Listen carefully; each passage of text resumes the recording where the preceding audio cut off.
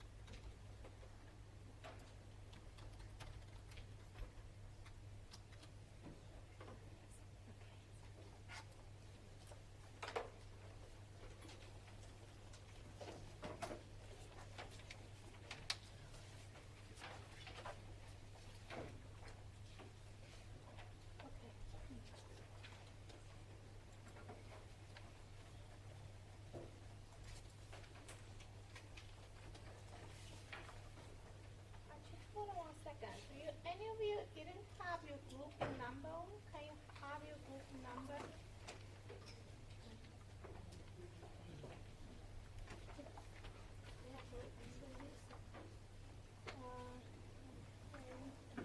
Okay. Have group number. Okay. Group number.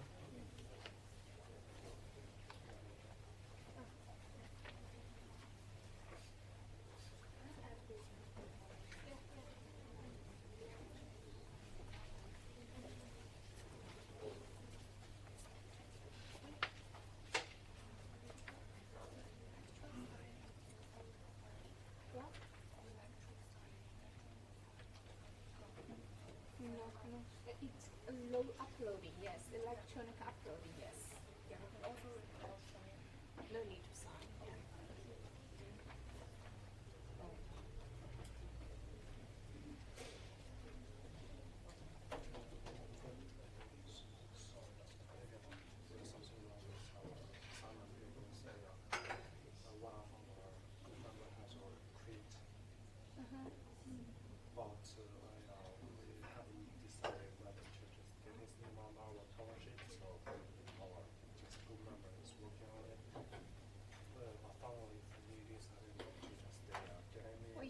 You can come in your report now and just tell me the resolution regarding that in email later.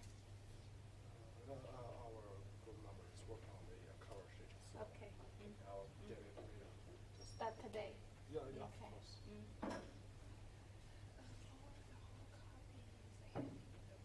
That's fine.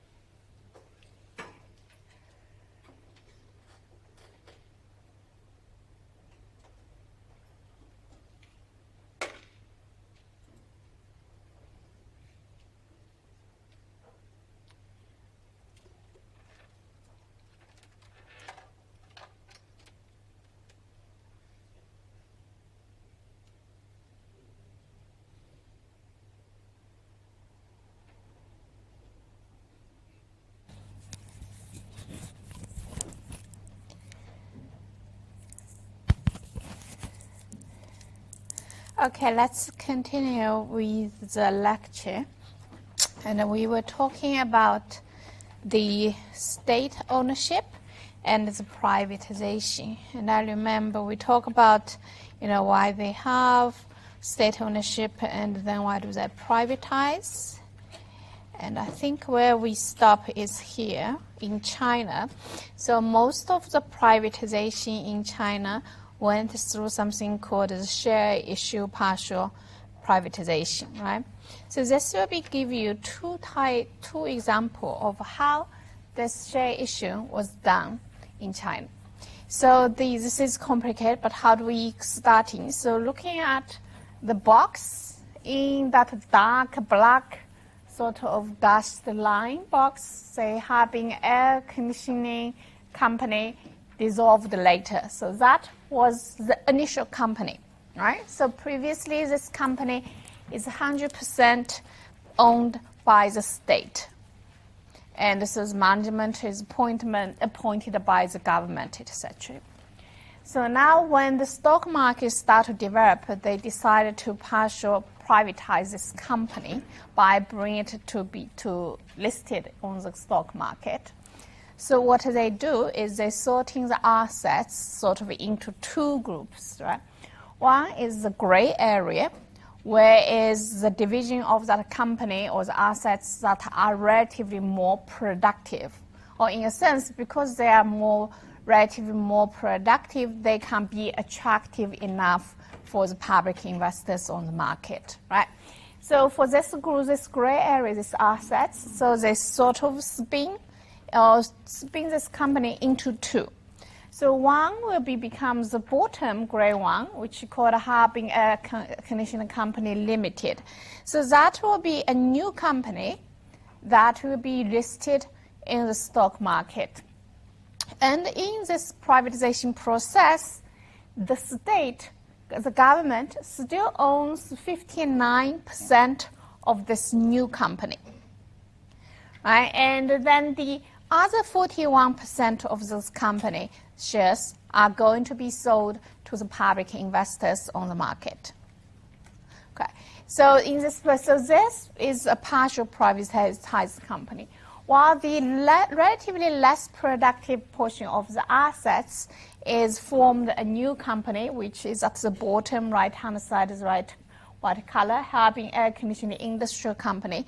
That company remain unlisted and still 100% owned by the government. Okay. So this is one type of restructuring the company went through in this privatization process. Okay, so this is one type. The other type of restructuring was done is this give another company, as an example. Can I stop for a second? I'm very curious. Why the students who are just coming in, handling the assignment and then leave? I don't understand the rationality behind this.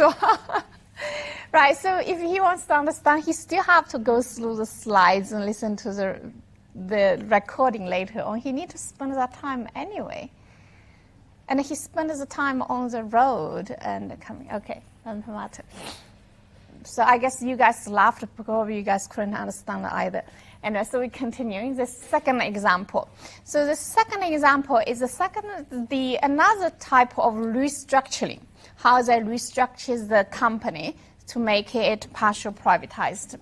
So again, the company original in the dark black dashed line box is the original company. That was original. That was a company, and then the company originally was 100% owned by the government, and now they go into restructuring. How they do it is, so again, they first sort their assets into the less productive versus more productive ones, because that's the way they can create a new company that's attractive enough, right?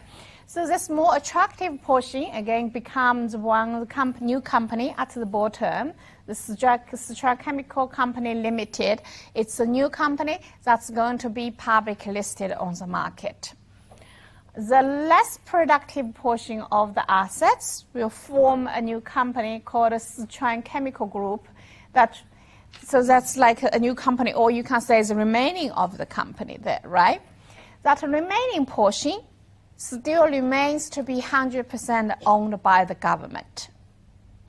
Now, the difference from the early one is this new company at the very bottom that are going to be publicly listed, they are going to have 72% of ownership owned by this parent company, which is the one in the middle, which is basically the remaining relatively less productive assets portion that forms that part of the remaining company. That become a parent company, and that parent company owns the new listed company 72%. Then the remaining 28% of shares are sold to the public investors. Right. So you see the two restructuring difference is basically the new company listed, who owns those state shares, right? In this example, it's owned by a company or a parent company, while that parent company is 100% owned by the government, right? While in the early example, if we go back one slide, check again, in the early example, the new company are directly owned by the government, a majority. Right? So, and the other assets become just a separate company. So these are the two big difference. So this is the restructuring process, and once they do the restructuring, the new company get listed. And this is how this process is called a partial privatization. Now, this is, of course, how it was done previously, right? And most of those partial privatization of SOE has done majority by the middle of last decade. Most of the companies government are willing to partial privatize are done by them. And all this time, the shares, for example, this is 72% shares owned by the parent company, or in this example, this is 59% owned by the government. So in previous, they cannot be traded on the public market, right? Because they cannot be traded on the market, so basically the government or the parent company will remaining as controlling shareholders, right? So in this format, the public market, the capital market, are unable to do merge acquisition to have a disciplinary law, right? Because the public investors, the majority they could acquire is 28% in this case, and it's still much smaller than 72%, right? And then they are unable to, in the one vote, one share, one vote structure, they'll never be able to dominate the voting, right? So in this setting, so the public market acquisition law or disciplinary law cannot be played. So on the side, in the year 2005, right, so then the stock market went through a reform. And that stage of reform is basically make this 59% of state ownership, or in this case, there's 72% of the ownership, make them tradable on the market, right? Now, once those shares become tradable on the market, it can change the role of the stock market can play, right? Because if the Struck Chemical Group, they are doing a very bad job managing this company, and they need to cash out.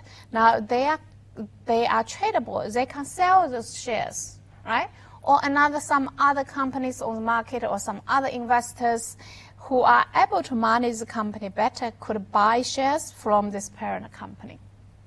By then the acquisition could occur, right? The outsiders it's possible for the outsiders to gain a majority, acquire a sufficient number of shares to have a dominant voting rights, right? So this reform, if you guys probably heard of it, called the Split Share Restructure Reform, happened around 2004 to 2008.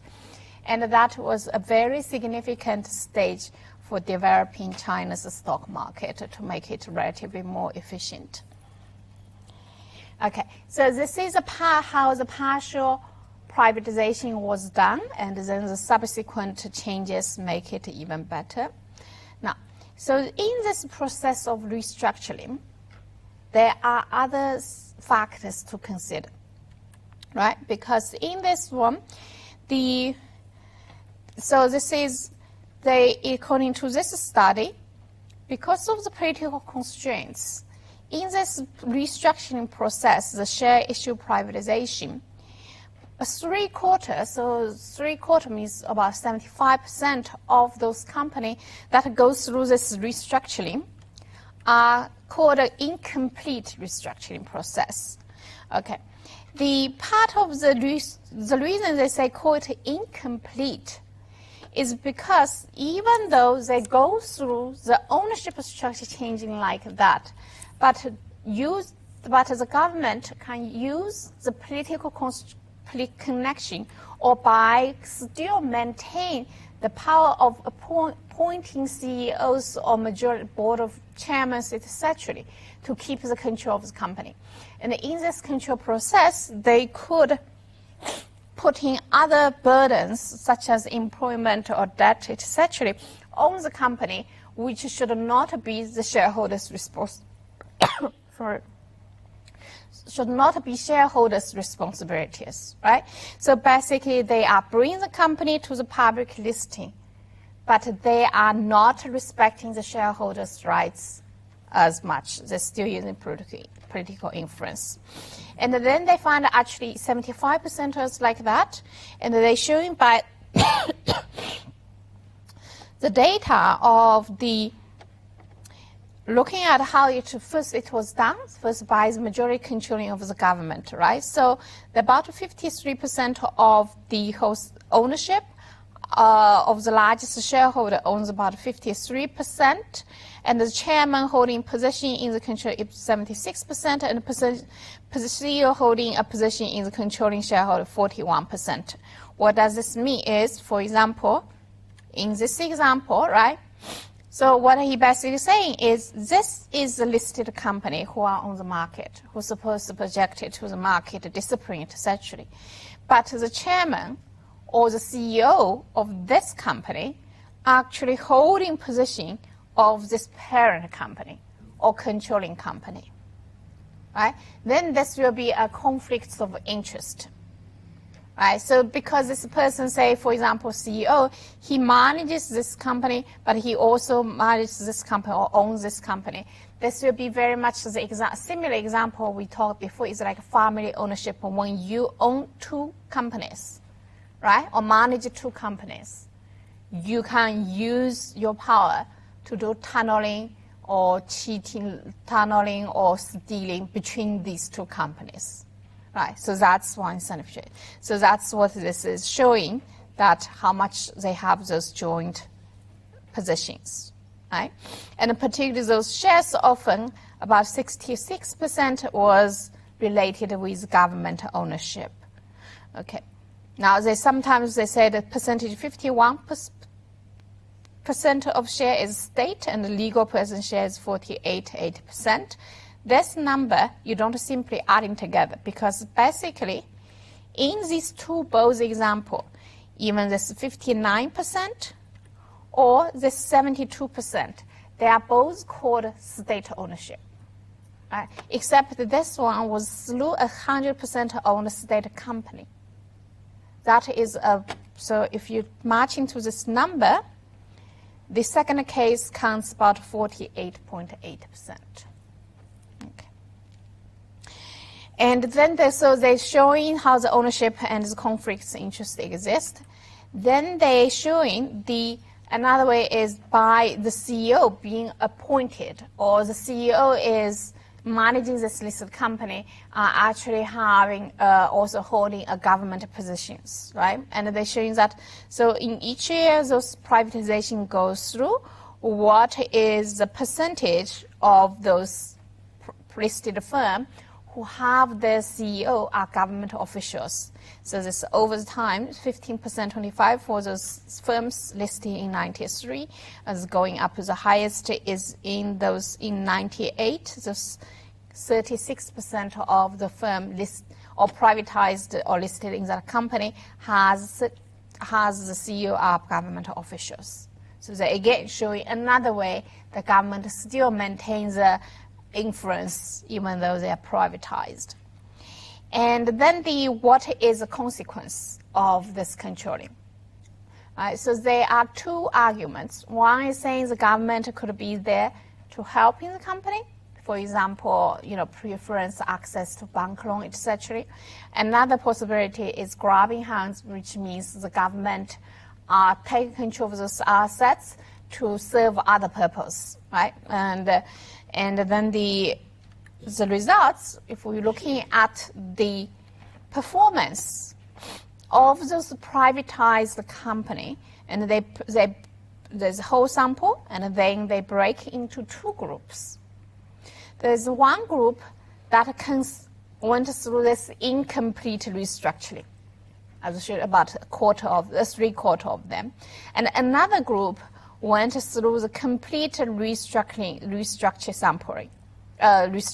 right? So basically, their complete restructuring, I can show you. Let's go back to, we talk about the two way of controlling, right? Now, in practice, one possibility is whether they put a political CEO there. Another one is related to how big this ownership is, right? For example, in this case is 72%, so the state basically have absolute controlling. But in some restructuring, they might have the state company only remains 20% or 25%, while the majority 75% go on the public market. Right? And that way the market can have a discipline law. And similarly in this case, this government direct ownership, in this example we show is 59%, and it could be low 20, 10, 15, whatever number. Right? So those would be called going through the complete structure. And if we compare their performance, now actually for all the companies, even after the share privatization, their performance changes are negative. Right, this is like a couple of weeks ago, we actually talked about us already, why the privatization didn't bring better performance in China or what happened in other countries. But among all those negatives, those incomplete restructuring are even worse. Right? So that's, for example, this -9 compared to those goes through complete structuring is -3.2. And the difference between these two groups, so those went through incomplete structure is relatively much more negative. Right? And all this makes sense, right? Because the incomplete structure brings a lot of the government influence that are not allowing the firm to be managed subject to the capital market discipline. Clear? Good. Okay. Now, so this is again, if they're showing the post-IPO performance, so both the group are doing actually bad in the long run, but actually for all the IPO performance, on all the literature, not only the firm get privatized, on general, all the firms, even in the US, they always cumulative doing actually not so good compared to the other mature companies. Now, but the two groups, the incomplete restructuring one, are much worse compared to the one who went through the complete restructuring. And so this is regression analysis. Those incomplete ones are negative, significantly negative. Right, so this evidence basically showing the government having grabbing hands, right? Their presence or their influence in the company's management are causing a negative effect. Now, what about grabbing hands? Grabbing hands by saying because helping hands, right? If the government has its ownership, they also have incentive to keep this company alive or give them preferential treatment, such in policies or bank loans or some regulatory favors, etc. Right? There should be some positive effect, and the way to looking at it is using, let's say, let me first show you a graph. So the hypothesis is showing that the government's role can have this type of U-shape influence on the company. When the government have very little share controlling, then it lets the company subject to the market discipline, right? And the competition on the market in term management. Then it will be good for the company, right? And then when the government increases state shares, they influence the management more. That will bring the firm's value down because of the influence. But when the government holds a lot of ownership again, then the government starts to have the incentive, because this is where their interest lies more, right? They will have more incentive to tunnel more resources into this company where they're holding more ownership. Then it becomes a helping hands that helps the company's value goes up. Right. This will be the basic hypothesis. And if you conceptually have this kind of a hypothesis, how would you empirically document it? What is this shape looking like? Mathematically, you guys have learned, right? What kind of shape, what kind of mathematical equation will show you this kind of shape? A quadratic function, right? A quadratic function with a coefficient on the second term, the power to term, a positive coefficient on it. Right. And so to test this hypothesis, so this paper, so Wei Xi and Zhang Dai, what they did is they estimate the quadratic function on the state ownership. And as they hypothesize, they find a positive coefficient on the squared term. Right? So basically this is what they find. And thinking about if it's not this shape, if it's the hypothesis is this kind of shape, this is often regarding if the estimation is not the firm value, but the bankruptcy possibility, it's going to go up and come down, right? Then you would have this has a negative coefficient here. Does it make sense? And did you see how the researchers did that? Conceptualize it and how to the empirical test it? Clear? Clear? No, not clear. Okay, what's the question? I don't understand why the test in the table saw the result that the relationship is U-shaped. Why is it? Because this is a quadratic form. Remember your math in the function. If y equals a multiple x squared plus b multiple x plus c, right? And when you draw the graph of it, if a is a positive, you have a shape like this, right? Now, the conceptual conception is they should have a relation like this. The way to prove it mathematically is to estimate a quadratic function and to show the coefficient, which is a, in the case I just said, is positive.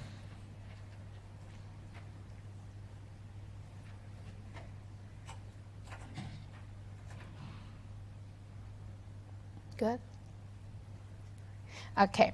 So this is showing this, the quadratic relation of the state ownership and the value. Now, so these are how the research has been showing. So now let's coming back to understand what's happening on the market of this competition happens, right? Now, what's wrong with government control? So in general, most of the studies have found that state ownership is generally associated with lower accounting performance and lower stock market performance, right? And then why this is the case? No.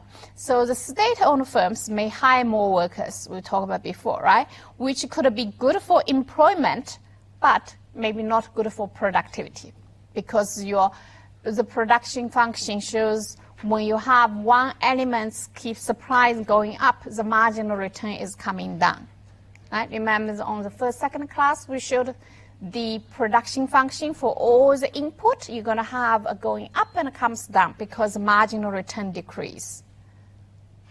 Right. So if you for employment purpose that you hire too many laborers than it needed, it could be one of the. But this is not just one. This is not all the reasons. This is just could be one reason. There also could be the reason of, we said, stealing through related party transactions, right? Because if the state has 50% in this company, but 80% or 100% in the parent company, which one they have more benefits, right? Every $1 they steal from this company, they own 50%. To tunnel into the company, they own 100%, they get 50 cents more. Right, so this is conflicts of interest. And so for this possibility, so this study also shows the related party transaction occurred in those companies that go through the incomplete restructuring or the complete restructuring.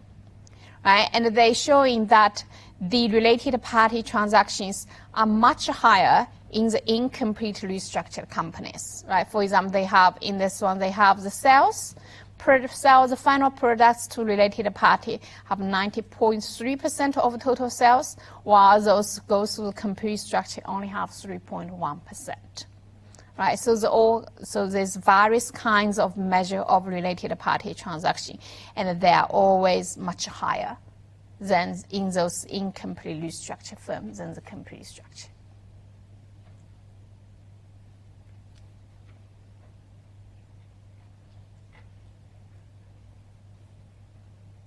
Clear? Okay. Now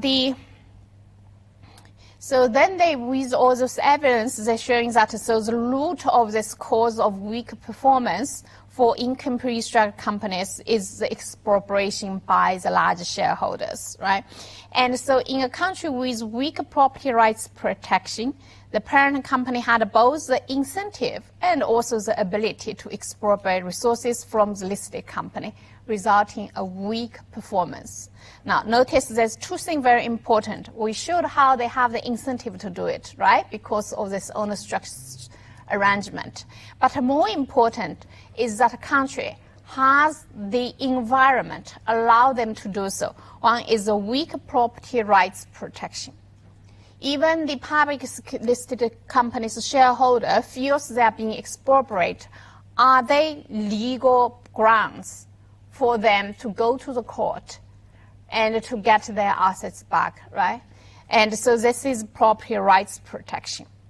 And second is the other institutions or arrangement in place allowing the controlling shareholders to do those transactions at cheaper cost, right? So this gives them the ability to do so.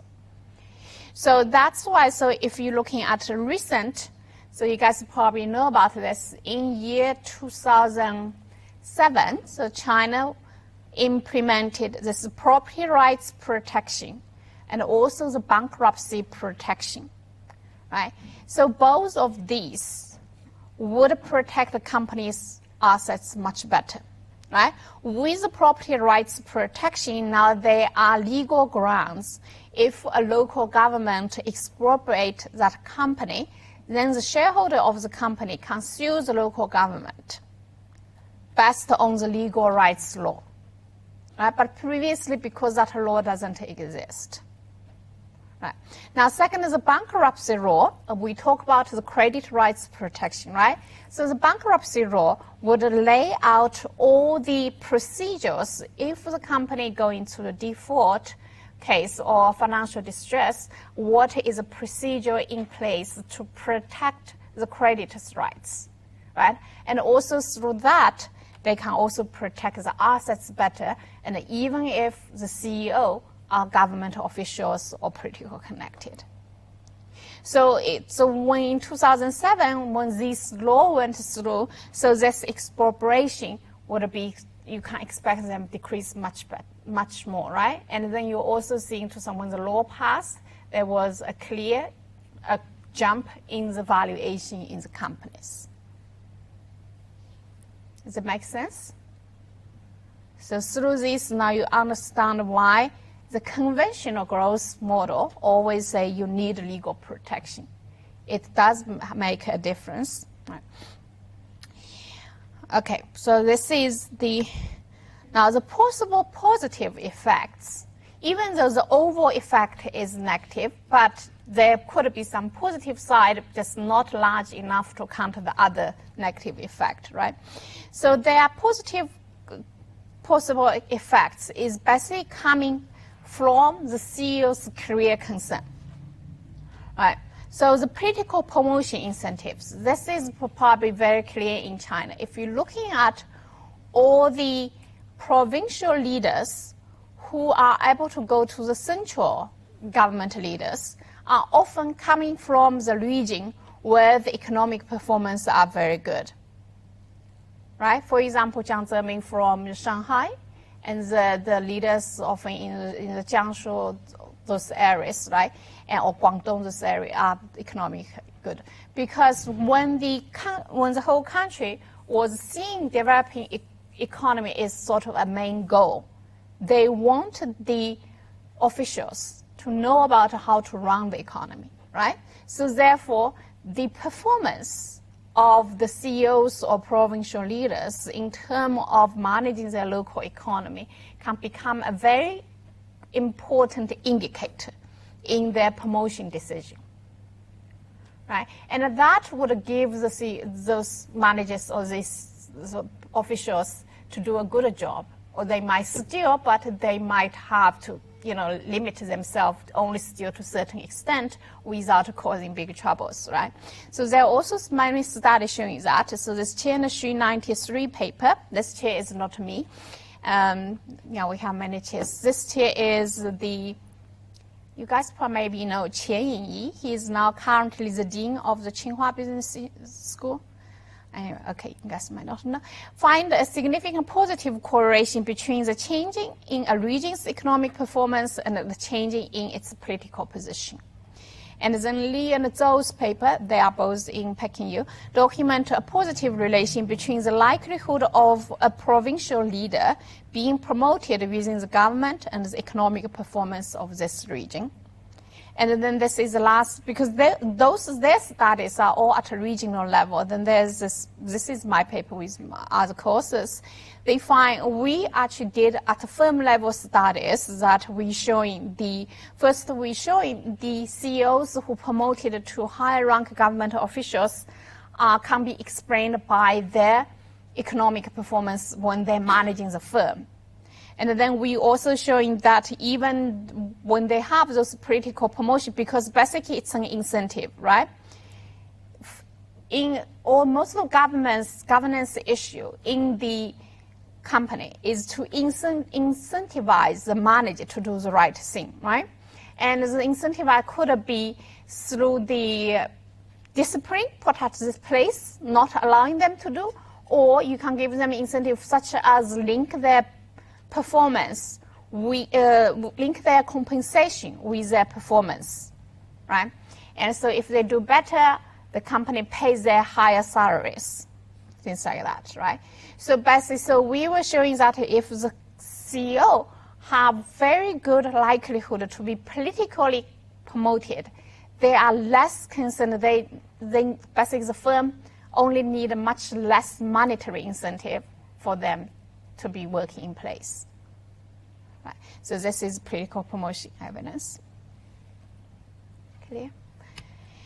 Okay, so up to here, we basically talking about the general privatization, the state ownership, right? So to be wrap up, remember we talking about the market development and support economic growth coming through the conventional way is through legal protection, right? Legal protection, and then to develop the market based on this protection, and the market and banks will finance the company to grow, right? And the second, the second alternative which we're talking about is the state ownership, right? The state has like as a central planner who wanted to manage the country better, who have the system put in place to manage economy, and this is so much what we have talked on the state, right? The good and the bad. And then the next one we talk about is family, right? So the next two we left is on the family. We mentioned it on broad, how the family could work, but not in detail.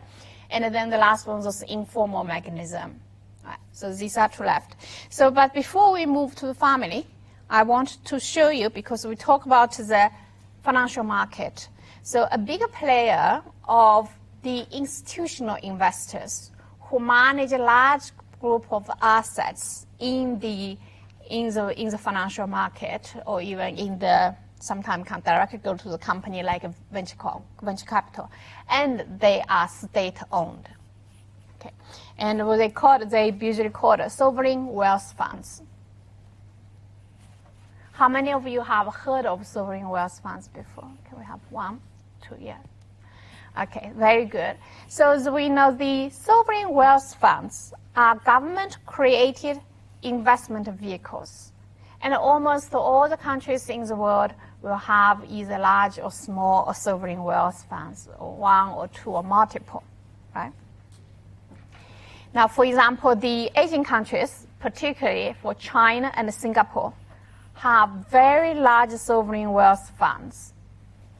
And they are very influential players. For example, you guys have heard of China's CIC that buy BlackRock, right? And you might have heard of Singapore's Temasek that are holding a lot of Malaysian companies or investment all around the world. Right?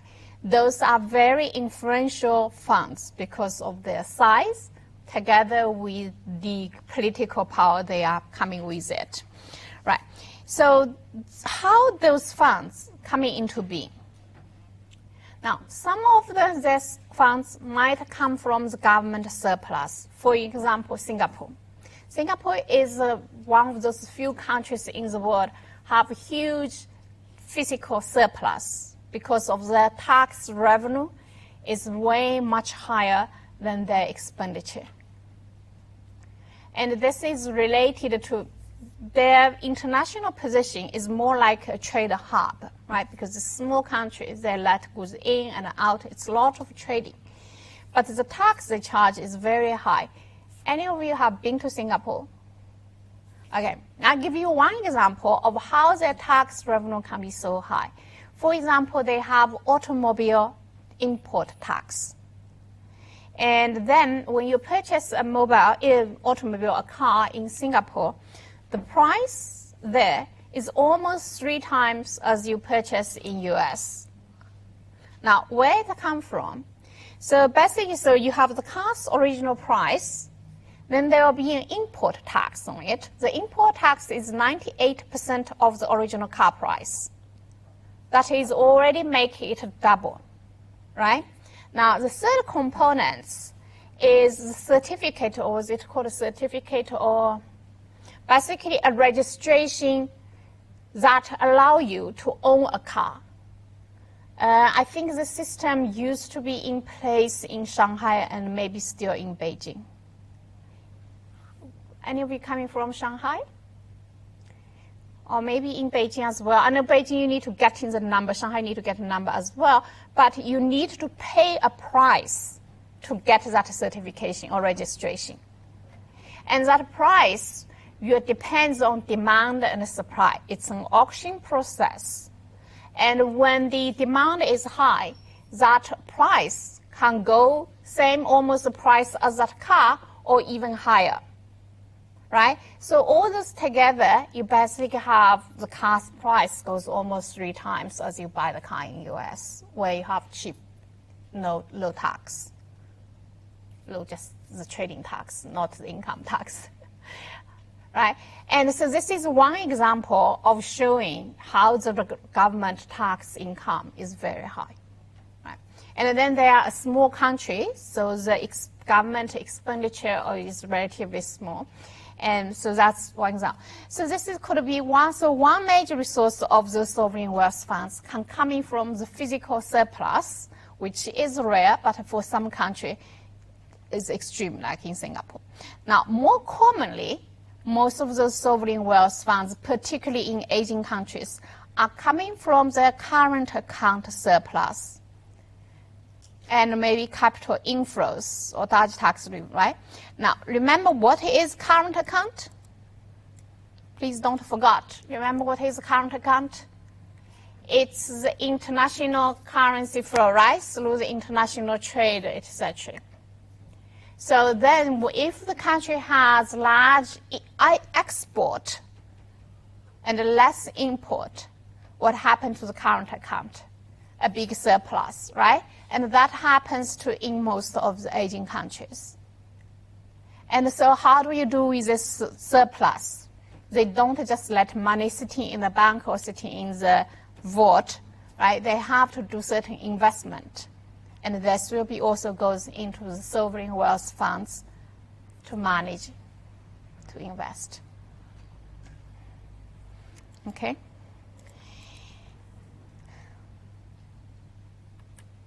Now, the foreign reserve, that will be partially where the sovereign wealth funds come from.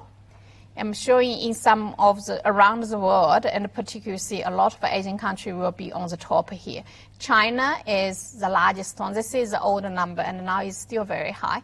And Japan, and they are like even then the Taiwan and South Korea, Hong Kong, Singapore, they're all very high on this one. And so you can, this is where the foreign reserve, that's one source of sovereign wealth funds coming from. And then the fund, we're showing the largest fund in the world. It's actually the largest wasn't China. It's the Saudi Arabia because of their oil company, right? So they have large export coming from the oil. And so they have the largest sovereign wealth funds in the world. And Norway, the second, that's mainly coming from their pension funds. Remember we talked about the pension funds? That's the retirement money. But again, those retirement money has to be managed, right? And if you have centralized retirement plan, that means the government has one pool that has all citizens pour in. This is sort of becomes the government's responsibility to manage it. That's also often goes into the sovereign wealth funds. Then the China, this is mainly coming from the capital account. Right, and then this is safe is one. It's the anyway. It's this is from the current account, and then there's China CIC. This is coming from all the China's development funds, and Singapore have GIC and Temasek, two of them. So these are just examples of those funds. Now, so these funds. Right. Some of them might invest in the financial market. Some of them might invest in the real project directly. So we know they are all very big, billions of 100 billions of assets. For a mutual fund, for example, a common mutual fund probably have like $300 million US. And the Saudi Arabian is like 600 billion, right? And even the Australia is 80 billion. It's still way huge than this mutual fund home. And even mutual fund in total in US probably have the largest mutual fund market in the whole US, whole world is about 2 billion, which is the whole mutual fund industry. It's still much smaller than any one of those sovereign wealth funds here. So that's why you see how big, how influential they could be. But people know very little of what these investment, who is making the decision. We know that they know it's the sovereign wealth fund, they have a person in charge, and they might even know who the person is, but they very know little about how the detailed decision is done. And they also know very little of what are those portfolios holding. For example, for a mutual fund company, they would have to be obligated to disclose their holdings, right? Very detailed in their annual, and then even quarterly on their, at least their top 10 holdings, even in China, US, almost everywhere. But those sovereign wealth funds never really disclose what they they are even not required to disclose what they are investing in and what they allocate, how much in equity, how much in debt, right? So in a sense, thinking about who owns those funds, you can't say it's like government, but you're thinking further, for example, particularly pension funds, whose essential owner are the workers, right? The citizens. And as the owner of those funds, they actually know very little about how these funds are managed, right? So there is a clear another issue of the governance, right? And so these are the, I'm going to come back to this one, right? So this one is, so to do this governance issue, so basically how you can think about, like we can't, in this course we said I can't tell you that directly this is bad or good. All we can learn is how do you think about it, right?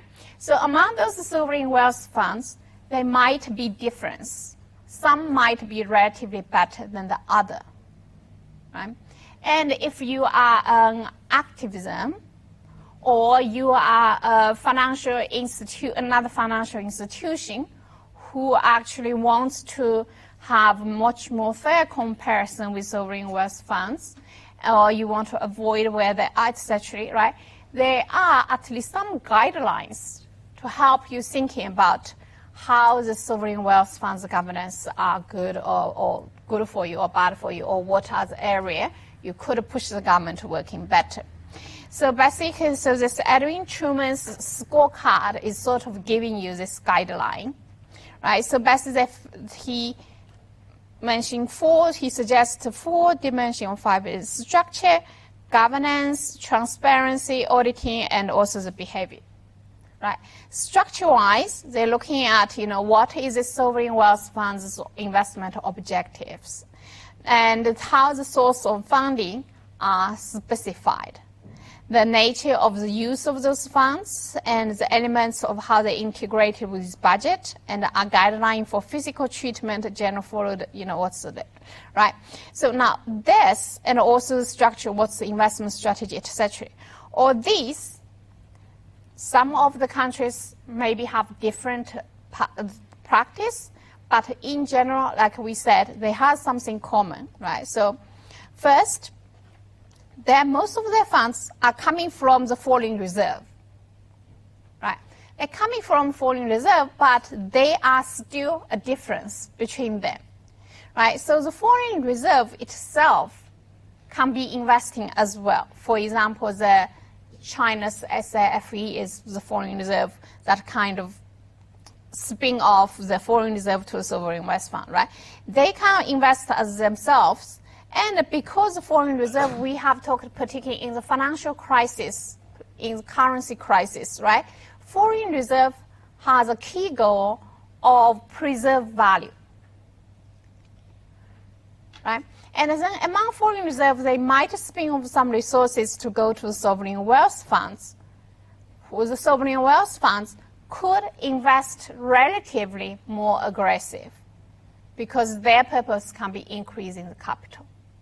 Now, this is a general difference, but when we evaluate a sovereign wealth fund, you want to consider in that country, are their investment objective like that, or like in general, or they actually have large deviation?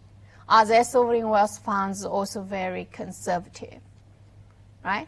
And also second, once the foreign reserve part is spin off to sovereign wealth funds, do they keep the funds clear from each other, right? Because that will allow you to evaluate the performance of sovereign wealth funds. If you have the money easily coming in and out with the foreign reserve, it blurs you what is that assets growth is coming from just the transferring or coming from the performance. Right. So these are the structural issues that you can evaluate. Now, on the investment objective, there are some of the companies, right? So will be announce what is the investment purpose, right? Some of company don't. But hypothetically, if we don't know, if the sovereign doesn't disclose us, if you're thinking about sovereign wealth funds, your prior to think is they could have political goal and investment goal, two goals together, right? It's a dual goal could be possible there, right? So then right? And then so this is called, and you might not know because I never say it clearly, but you could make inference from the big deals they make, because sometimes when they acquire big companies, there will be announcement. This is part of requirement in the disclosure in the financial market. If any, I think it's the same in US, in China, or most of countries.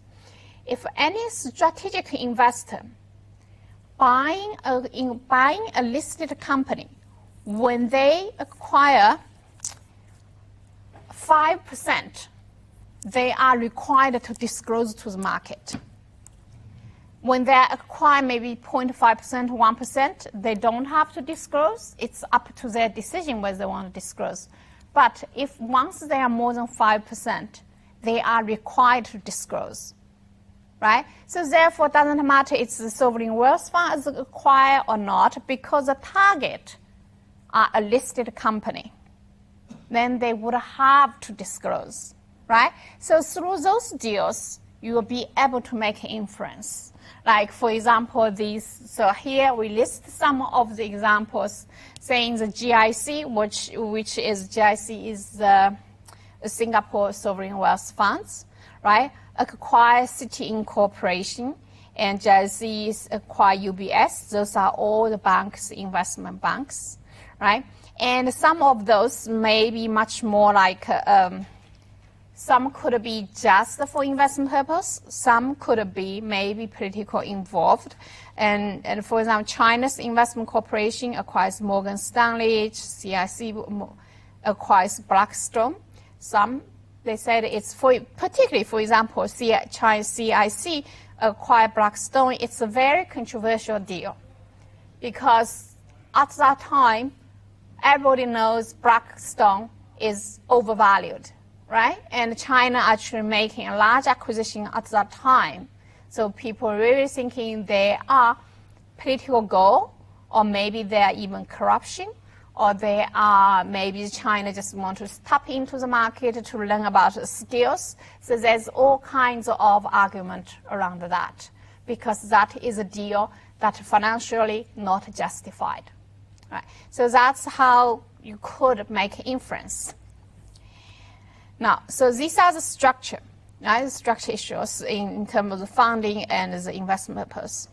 The other dimension is looking at the governance role. You know, what is the role of government? Do government interfere in the management of sovereign wealth funds? That's very much like how does the government interfere a state-owned company, right? How this is. And are there any ethical guidelines in place, essentially? The third dimension is looking at transparency and accountability, right? Are there at least annual reports? And what would be contained in the annual reports about size, performance, etc. Right? So for example, on this one, I can make an example of the China's GIC and Temasek again. So GIC, the director in charge is, many of you know it anyway, was the wife of the prime minister, right? But GIC at least have to provide the return size and the return reports in every year, right? So it might look like a corrupt arrangement of familism running the state and the state's wealth, but on a relative scale, they do disclose some, right? And once they disclose some, they will be subject to the political pressure, right? If, say, GIC is not doing very well, they would have actually very large political pressure on the prime minister, right?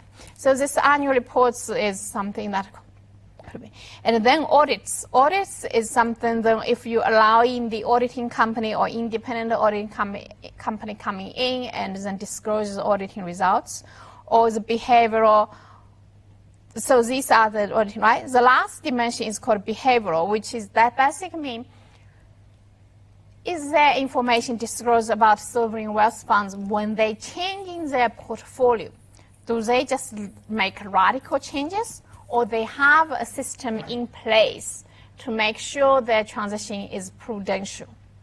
It's like how the investment decision is run, right?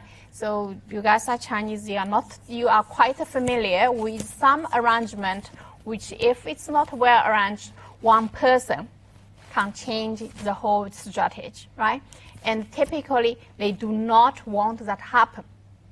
Practically, you might have this happen anyway, but a good system allowing this one person change strategy, a good system, he has to do it slowly by, changing a lot of fundamental things and actually have very prudential step to make sure this is a good change. Right? If you don't have a good system in place, you're giving the decision power to one person, then you subject the funds or the corporation into a large idiosyncratic risk. That makes sense? Yes, it's exactly. So that is how you can consider approaching a sovereign wealth funds, how to consider whether there's good governance of the sovereign wealth funds. And so there are some disclosure about how the sovereign wealth funds are doing based on these scorecards, right? So they collect information around the world on the sovereign wealth funds, and they do a ranking according to the approach to thinking. And they do a ranking. The best one it's actually in New Zealand, Norway, Canada, etc. And Australia is ranked in the number 6. That's pretty good. And Singapore is around number 10, and Malaysia, China. And then Singapore's GIC is actually quite low. Temasek is better. And then China is somewhere in the middle. So this is a basic comparison, right? So this is just give you some idea of how the funds looking like, or in a way you can consider respecting the ownership rights, because owners of those funds are the citizens. Now, so this sovereign wealth funds, because I actually introduced right so far, you see, it's typically very controversial, because it's money ownership should be belong to the citizen, but it's always managed by certain powerful politicians or the politician appointed managers. Right. So there's always a controversy. A typical politicians can use, this is again, when they run for election, etc., they will do a lot of criticism of the current government, and they'll make a lot of promise what they do, right? But once they become the leaders, then that's a different picture of what they can do, or they actually do. So in those political criticism, the typical one is they always target on 2 things to criticize. First is the lack of transparency. Second is the possible misuse of political or non-commercial goals. So those are if one politician wants to attack the incumbent politician who are related with sovereign wealth funds, that's often the areas attacking on. Saying this politician is not doing the best job, they are not telling you how the sovereign wealth funds are being managed. That's your retirement money, that's what, right? And the other one is they invest this sovereign wealth funds in this company, they are related, this is a corruption, etc. That's the very typical occurs. So it might come into this political picture a lot. Now, but overall, when we're thinking about sovereign wealth funds, it's actually very important, right? Think about why it's important. Do you think about is having foreign reserve, is it important? Very important to maintain the currency stability, right? Is it important to have a pension funds? Also very important. Or some people may argue saying, oh, you don't need the government to manage it. We could have the individual they manage their own pension funds. They should make their own plan. Yes, maybe many of us can make our own plan, right? Putting savings now to make sure when we turn 70s, we have money to spend. But trust me, majority of people will fail to do that properly, right? They would spend more, and they were probably not saving enough, right? So then, can you imagine a country with a lot of elderly, or more than half of the elderly have no income and have to live? The country will be in chaos, right? So from the stability, social stability, it is good to have government to have watching out to make sure there are retirement funds setting aside, right? And there are foreign reserves to dealing with the currency attacks or the fluctuations on the market, right? So from that purpose, you have to have those funds in place. And once you have those funds in place, it's better to manage them. It doesn't matter it's conservatively managing it or aggressively managing it. But you need them in place, right? Now, so this is from a more defensive point of view. From a more aggressive point of view, it's also good for a country to have large funds to do investment. Because we're talking about in the private market, there's a lot of projects that private company don't want to take. For example, the project takes many, many years to have a return, 10 years, 20 years. Right? The private company usually do not want to take long-term risk like that. And those strategic or long-term investment then have to be done by the government. That's typically we say the market fails when the market fails, because the market tends to be more short vision than the country as a plan compared to a government as a central planner. Right. So from those more conservative or defensive point of view, or from more strategical point of view, it's actually important to have a sovereign wealth funds in place. Now, last question we're thinking about is, what is the impact of the social wealth funds investment on firms? Right, so there are not many studies on sovereign wealth funds because of the discrete nature, right? It's very hard to get their investment portfolio or strategy or data. So there's very limited study, and this one particularly, he has some more special data access, and this is basically what they find. There's not too much we could argue because there's not too many studies we could understand from here. So based on this study, they're basically showing the sovereign wealth funds prefer to invest in large and poorly performing firms facing financial difficulty. And from this, you actually already see it's a large company, but currently performing poor and in financial difficulty. And investing in this kind of company requires what? A lot of funds and a lot of risk, right? This is obviously a type of investment as a private firm will stay away. And the sovereign wealth funds has the ability to step in. And they often, most likely, they might actually have strategic importance in the industry as well. And then as a result of the investment, they often have a positive effect on the target firm's stock price announcement. That means the market views sovereign wealth funds step into this company as a good thing. Right? But in the long run, there is not substantial effect on firm performance or governance in the long run. So in the long run, you might not see it. That's also not surprising. There's not too much we can say, but possible reason to understand this is there might be those strategically important company who just not very profitable, right? So, and that's the transparent sovereign wealth funds are more likely to invest in financially constrained firms and have a great impact on firm value than opaque sovereign wealth funds. So basically means we don't know which one is leading to which one. Are the transparent sovereign wealth funds naturally doing better, or those doing better sovereign wealth funds are more willing to disclose their information. But you know they come in pair, right? So those who tend to do better are also tends to more likely to disclose.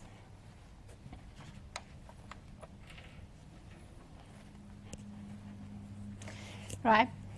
And those patterns, if you're looking at a lot of them, actually have a similarity with the passive institutional investors. Now, who are those passive institutional investors? So we know who are institutional investors, right? We're talking about an investment company, have mutual fund, right? Unit trust, and pension funds, and hedge fund, VC, etc.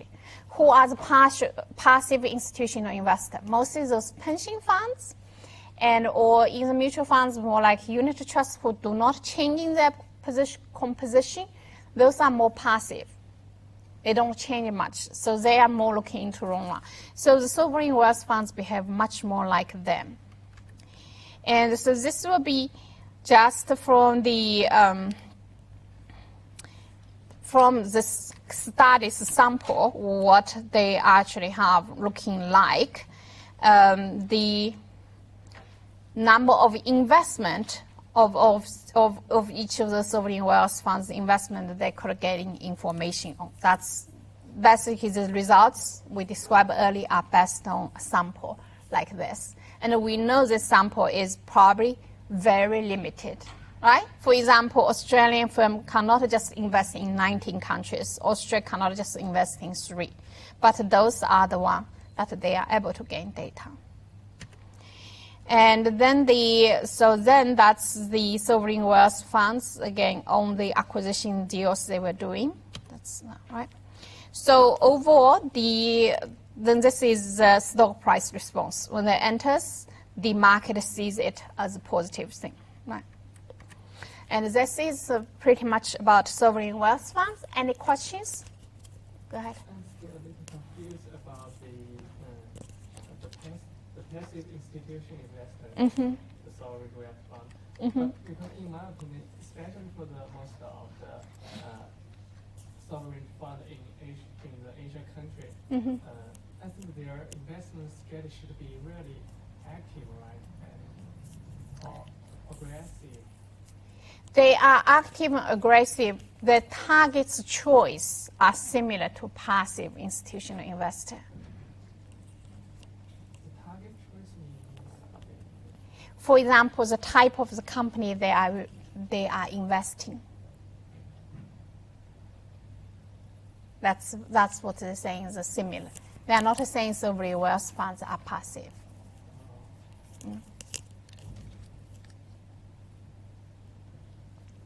So it tends to, they don't turn over the portfolio a lot.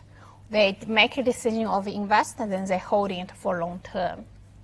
And they're trying to find those undervalued firms. You can judge by the fundamentals. While the active investment, for example, active managed mutual fund or hedge fund, see they're doing activisms, right? Or they quickly turn over the portfolios. They more focus on short term rather than long term. The active ones. Go ahead. I think passive investment just try to investment more diversified. The active one can be very diversified as well. The passive institutional investors typically refers to they tend to hold long term. They do not turn over the portfolio too much.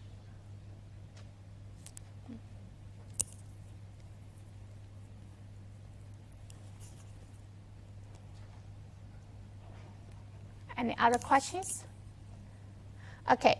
If not, so this is pretty much the ending of the state capitalism, and we will take a 20 minutes break, and when we come back, I'll move to the next, the family capitalism and group, business group, etc. Okay.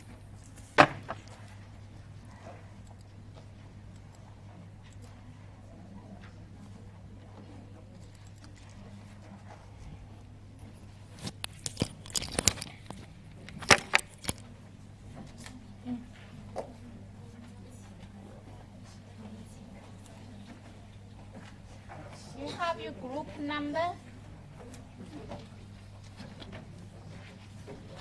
Make sure you have a group number on. Yeah. It's okay. Okay, that's fine. Just can you print your side pages? It's That's fine. Yeah. Where do we put the group numbers on? Anywhere you Anywhere. can write.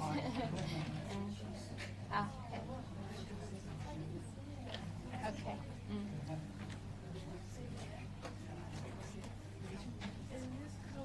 That's fine. Yeah.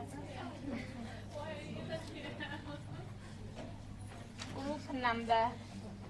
Group number. Okay. That's fine. That's fine. No problem. Okay.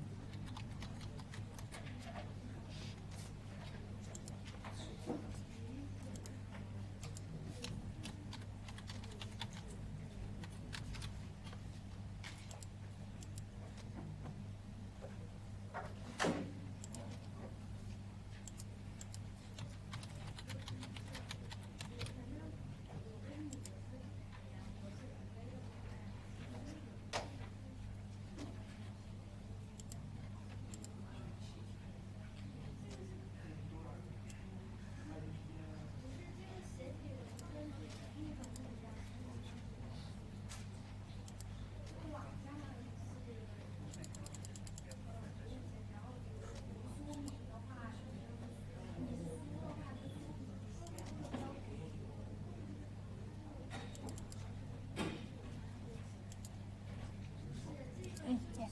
So I have a question. I apologize for calling you yesterday. You said you were accountant. Was one of our group members there. Okay. That's fine. Yeah. So there's only 4 names. even That's though no one problem. name- There's people, other people have for example, see, they have only four. But, The group number. Okay. Okay. okay, so what happens to the other person? Is the other person... Well, if he leaves and you guys don't put it here, he didn't join your new group, he'll get a 0. Oh, okay. Okay.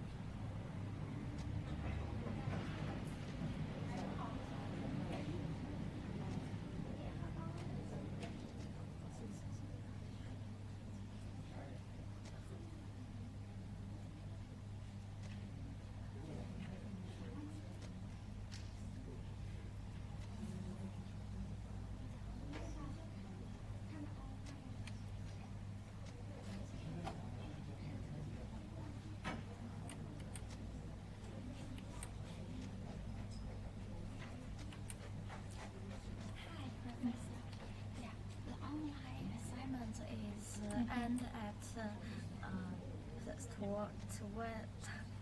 12 p.m. or in the afternoon 5 p.m. Yeah. Due at 5 p.m. Yes, everything be at 5 p.m. before this. Okay. Thank you.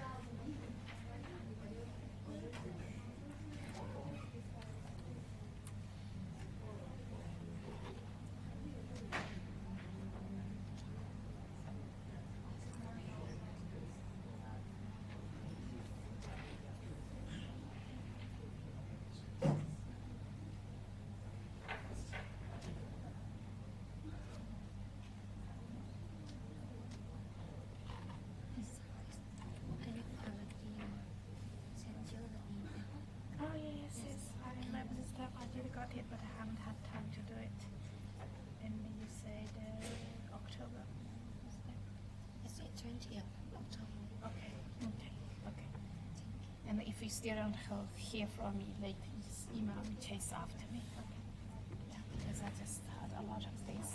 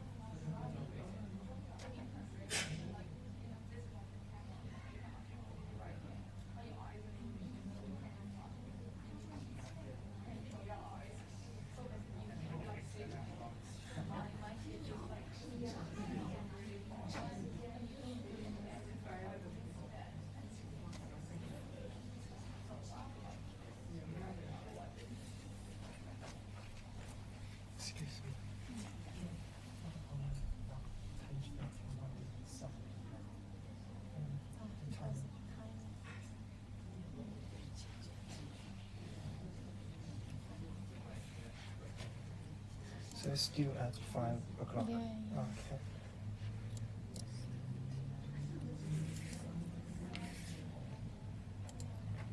Thank you.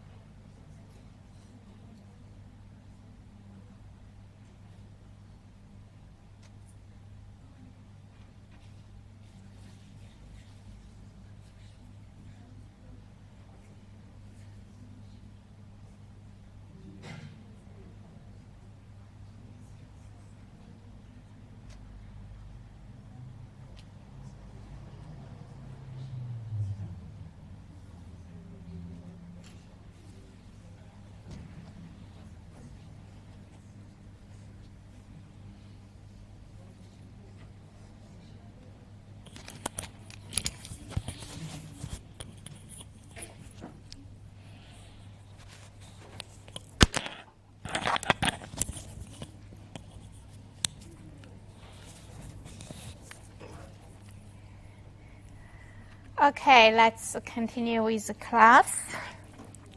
So today and the next class, we're going to focus on talking about the family capitalism, particularly also business group, that how it is organized, how their presence around the world is looking like. Okay, so from actually earlier our overview of the institutions supporting economic growth, we already know that the family ownership is not unique to Asian firms. They are actually quite common around the world, right? And as we actually going to see, similar to the state ownership, it's common around the world. Actually, U.S. is relatively more on outline. And here we're actually going to see, even in U.S., there are many firms who are controlled by the family or individuals. Now, the very representative paper is by the Slapota Lopez and the Slanish-Schleifer's paper on corporate ownership around the world. And if you notice, this is LSV. This is the same set of those who also documented the legal protection around the world, influence the financial market development, the economic development, right? They also document that the ownership around the world, and particularly there's presence of family ownership in many places. Right, so in their example, they have 27 countries, which are all wealthy companies, wealthy countries. And for each wealthy company, they keep top 20 firms, the largest 20 firms from those 27 wealthy companies, right? And then they show that except in the economy, with very good legal protection, it's like US, UK, and the most of the other firms are actually they are not so widely held. So that means they have ownership concentrations that could be held by the family or other business groups. Right? So while the modern corporate finance actually was built on the idea of the corporations are widely held, so that the shareholders are very spread out. And the manager or the CEO who manages the firm may actually not own any of the firms. So there's a separation of the ownership and the management, right? That was the foundation of the modern corporation, but they actually find it's not true even in the wealthy firms. Only a few, which is actually UK and the US, there was the outlier. But the reason is because the modern corporation was originated from these countries. That's why it has misleading kind of for quite a long time. Now, so those firms that are concentratedly held, are typically held by the family or the state, right? So for the state, we have already shown in the early class, and now we're looking at the family. And particularly, so how they have to have a criteria saying, what do you mean it's controlled by family ownership, right? So they have to have a cut line. So basically saying their cut line is if you own 10%, or another cut line say 20%. Or sometimes in China, because they were so concentrated state and family, we often use the largest shareholder, right? So if you use any one of those criteria, let's say 10%, and how many of those firms are held by family or the state? And they having, then there's another, that's the criteria they use, right? And so this is LSV, they initiated this paper study. Then this Claassen, De Jong, and Lang's paper. This Claassen is, I think he's now currently chief economist in the International Monetary Policy. So he using the 10% cutoff, and he mainly focused on Asian countries, 10% or using 20% cutoff. They found that even using 10, or let's say just using 20% of the cutoff, in Hong Kong, there are 66% are family controlled. Indonesia, 71%. Japan is an outline 90.7%, and Korea is 48%, Malaysia 67%. It's all very high in Japan, except in Japan. But then there's also, yes, whether is Japan belong to Asia or not, there's also controversy, including Japan themselves. they're not clear whether they belong to Asia or they want to be in Europe, right? But even in our business group, we're going to show Japan, even with this very diverse ownership, they actually are formed on cross-holding with the business group. We're going to show a bit later. Right. So that means the family ownership is very popular in Asia. And so we're going to show this is using Indonesia Suharto family. You guys know who is Suharto, right? No? Okay, he is was he co-president or prime minister in Indonesia? Okay, or Malaysia, Indonesia. Suharto is in Malaysia, right? Okay, no, Suharto is in Indonesia. I'm confused. Okay, you guys can check it out. I forgot which country. Anyway, so this is one, Indonesia, yeah, okay. So this is one type of group of family ownership. So the Suharto family, they will own these, directly own these companies, right? And each of these companies will own several of their other companies and then expanding, right? So it's like a circle, keep expanding.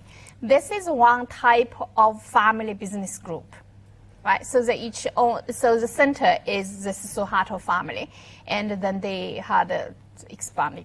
And on the value of political connection, when there was a news on Suharto get fatally ill, the value of this company falls. That's something also interesting stuff. But anyway, so this is one kind of structure of the family in the center and they expanding, but each of the layer have the direct ownership to the next layer. Right. So this is, the Li Ka-shing family is sort of this kind of structure as well. So this is one type of family ownership structure. Another type of the family ownership structure or the business group structure is using this Japanese example, right? Even though we said Japan has, if you look at each individual listed like large company, the family ownership doesn't look so big, but if you look in their structure, the business group, you'll find it's amazing. So this is in the center, it's actually not a circle center anymore, but it's like the connection. All the dots was eventually connected by this Ayala group. Okay, so this Ayala group owns these company, like, okay, 6-7 company here. And sees the majority control of those 6-7 companies. And these 6-7 companies owns their other company, right? From this part, it's more similar to like almost the circle expanding, but they have an additional layer comes in the business, Japan's business group is often they will connect with the financial institutions, right? So what in this part is actually this Ayala company who controls all these company are owned by 2 other companies. So not say company, 2 major controlling holders. One is the Ayala family through their members, right? But the other majority controlling shareholder is actually this Mitsubishi Bank, as a bank, a financial institution involved. And the Mitsubishi Bank are controlled by the Meiji Life Insurance. Right. So you'll see the Japanese, the character is, in addition to this kind of circle expanding, they have a separate insurance financial institution and the family jointly owning the corporation at the center. Right. So this is the part. And you see here, there's already some business cross-holding showing up, right? If you see the early ones, those companies, they don't cross holding with other companies, right? These 3 companies are owned by this, that's it, and these are owned by this company, but they do not cross holding. Once they come into Japanese, the other structure, you start to see some cross holdings, right? So this is like, okay, they were the direct holding of this company, but then you realize this company also owns the other company. There's cross ownership happens among those subordinate companies. And later we're going to show even more on this one. So these are the 2 examples, right? And so if we're looking at the other industry report, They're also looking at the percentage of firms that are listed on the market, a percentage, and China shows up. A lot of China's recent listing after 2000 are family-owned. And this is before 2000, most of the Chinese listed company at that time is for privatization. It's a state-owned firms, partially privatized. That's before 2000.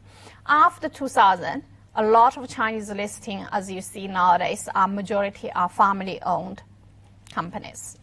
And then they're looking at the listing in other Asian countries as well. Okay, so this is basically showing the presence of the family ownership, right? And this is looking at the market capitalization. So you know how many is the total market cap on the market, how many percentage are owned by family. Again, very high, even Indian, in Hong Kong, Philippines, Thailand is the majority of the Asian countries. Now, what comes different outlier in this case is China, right? Because why is the reason? Even though after 2000, most of the listed company in China who get listed are the family owned, but before 2000, they are majority state-owned firms, right? Get partially privatized. And so there's already a number on the balance. And in addition, the China's those listed state privatized to be listed on the market are usually very large companies, while the recent listing of those private firms are much smaller, right? So again, when you measure in terms of the numbers, it looks balanced out, but in terms of the total market capitalization, the family ownership in China is still small. The majority are the state-owned ones. Clear on this one? It's not, it's pretty straightforward. And then this is looking at the top 20 company, so which is the largest companies in each country, right? So if even we don't look at numbers thinking about China, this is going to be not happening in China, right? The top largest 20 companies in China are probably all the state-owned privatized companies there. But they're looking at, then they do a ranking among all those countries. The largest is Samsung in Korea. And then the second largest is Reliance Industry in India, then Hon Hai Precision in Taiwan. So you will see all these ones, right? So these are actually have to be family owned, so the listing. Of course, if you only purely looking at market cap ranking, then China's, I think the Industrial Bank will become the largest or bank of China. Yeah. Okay, so this is a description of how the family ownership present in Asia and in around the world. Right, so that means this kind of reinforces telling you that the family ownership is not Asian Pacific, it's not China Pacific, but it is true that its presence in Asia, but it's also very present in Europe and other countries, right? Now, why family ownership can be a good organization structure? We talk about this possible there's tunneling etc., right? But again, same, we're going to thinking about what they could do, the advantage, and what there could be their weakness, right? Nothing is, there is nothing just one side good or bad. There are always an advantage and a pros and a cons, right? Advantage, disadvantages. Now, first thing that the people coming to family ownership is to overcome the agency problem. Right? In very widely held companies, the ownership and the management are separated, right? Because each shareholders own very small portion, while the manager, the CEO, who manages the firm, who might actually not own the firm. There's a separation of the management and the ownership. Then there is a conflicts of interest. The person, the management team, who manages the firm, may not necessarily represent the interest of the shareholders, right?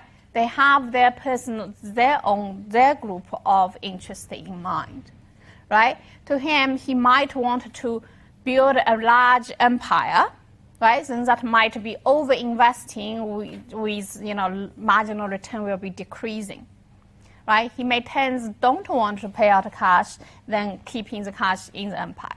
That's one possibility. There's many other possibilities, right?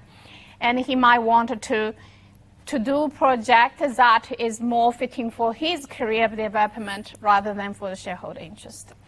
But if in a family-owned firm, this might be different, right?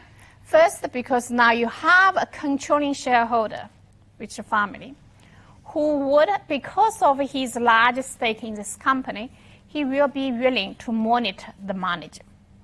While the small shareholders don't have that incentive, right? Because they own very small portion of the ownership, their cost to monitor the management is high. They might not be, the benefits may not be big enough to overcome the cost. But once you have a family in presence who has a large ownership, then the family has the incentive to monitor the manager. That's one possibility, right? To the monitor manager. Another possibility is the manager may be just appointed by the controlling shareholders, right? Then if he doesn't work in the interest of this controlling shareholder, he might get fired. Right. So this will be, and sometimes the manager might be a family member. Right. So this will be overcome this agency problem created by the separation of ownership and management. That's one possible good thing to come, right? And because of these benefits, you will see even in country with very good legal protection and very good market development, they may still have controlling family ownership.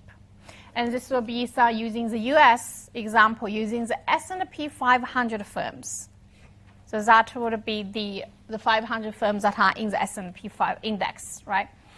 And they actually looking at, they're showing that about 1/3 of those 500 companies are actually having family ownership or controlling family ownership in presence. And in total, they account for almost 18% of the outstanding equities. Right, so this is surprising to the conventional thinking on U.S. The ownership is very diverse. It's not necessarily true, right? And then they're looking at the performance. It's still in this, using this S&P 500 firms. So they find those who have a presence of or existence of a controlling family ownership, those firms actually perform better than those non-family owned firms, right? Because these are the firms, they all operate in countries with good legal protection. The only difference, so they all have the separation of ownership and the control, but another difference is one group has a family controlling owner in presence, they are able to monitor the manager better, right? So that's how they perform better. Now, they also find this relation of family ownership helping the performance are not linear, right? And so they have maybe quadratic relation, but particularly if the family member serve as a CEO, the performance is even better than with an outside CEO. Right? If the family member directly CEO, they completely get rid of this separation of ownership and management. Right? But on this one, I don't know whether I might mention later, there was later studies that were showing even better. The family member serving as a CEO also have a difference. If the CEO was the founder who initially founded this company, bring it to listed, they are the best. But if they are already inherited, the CEO are the next generation, they inherited from the father or grandfather, they are actually not as good. And they often using there's a lot of hypotheses in counting because the founder has a legacy, has emotional attachment, about all those things, right? Okay. So the result, right? So the results. So this results actually in the paper, basically showing that the family ownership could be good. It's not necessary because the agency problems, they also argue if you have small shareholder and large shareholders, the large shareholders might actually stealing from small shareholders, right? And they showing that if you are in a good legal protected environment, having a family controlling owner in place actually is good. Right.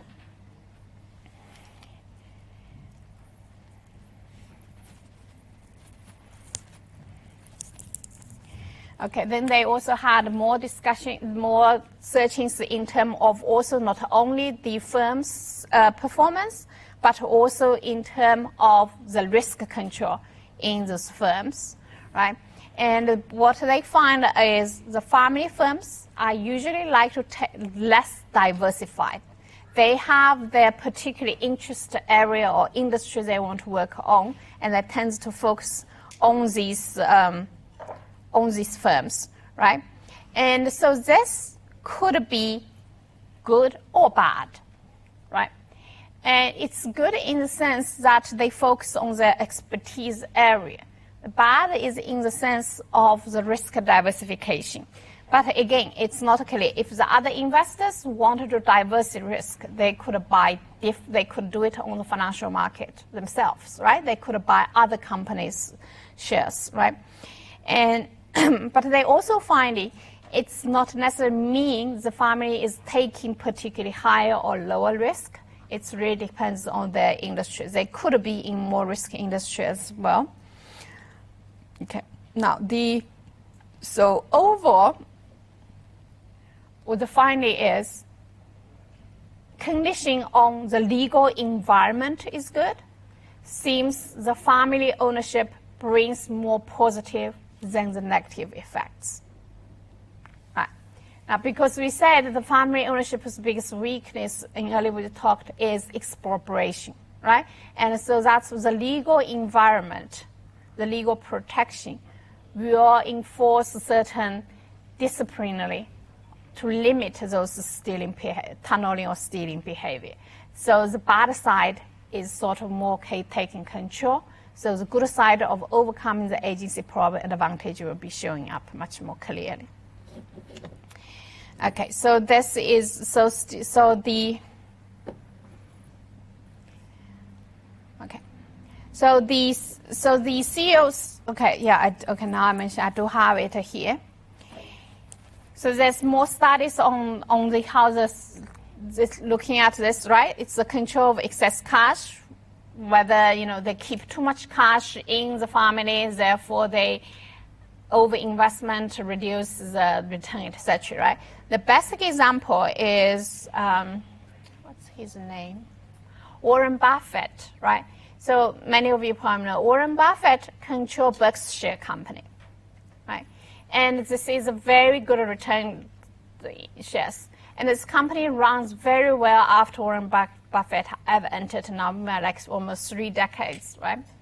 And one of the things he does, he actually pays out a lot of cash. He pays high dividend. And his idea is very simple. He say, if the company do not have high return project, then it's better to give the cash back to the investor, to let the investor seeking for high return project somewhere else, while the company focus on the current assets, the current high return project.